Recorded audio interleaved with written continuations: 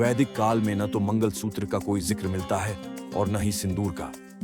यानी उस समय स्त्रियां ये प्रतीक नहीं पहनती थीं। फिर ये हमारी संस्कृति का हिस्सा कैसे बन गए?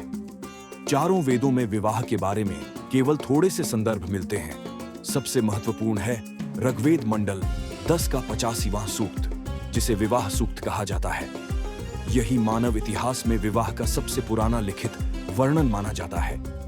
आज जो मंत्र विवाह में पढ़े जाते हैं वे यजुर्वेद के अध्याय 19 से 21 और 34 से 36 से लिए गए हैं।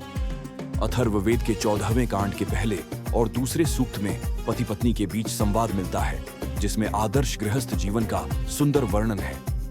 सामवेद में मंत्रों को गाने की छंदबद्ध शैली में रखा गया है, इसीलिए आज भी विवाह मंत्र गाते हुए पढ़े जाते हैं। उस समय विवाह का अर्थ बस एक ही था, यज्ञ।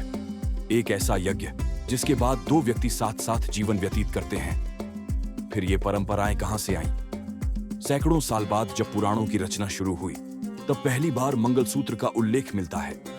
पद्म पुराण में एक मंत्र आता है, इस पवित्र मंगलमयी सूत्र से मेरी और मेरे पति की आयु सुरक्षित रहे।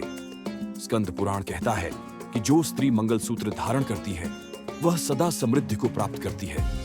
इसके बाद देवी भागवत और वराह पुराण में सिंदूर का उल्लेख मिलता है। यहीं से सिंदूर और मंगलसूत्र दोनों को विवाह का अभिन्न हिस्सा माना जाने लगा। धीरे धीरे इन सब परंपराओं को एक साथ जोड़कर आज के सुंदर विवाह संस्कार बने।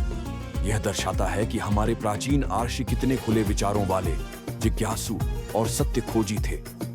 वे हर परंपरा को समय के साथ सुधारते, निखारते और उत्कृष्ट बनाते रहे, और यही उन्हें मानव इतिहास के सबसे ऊंचे आध्यात्मिक चिंतक बनाता है। नमस्ते।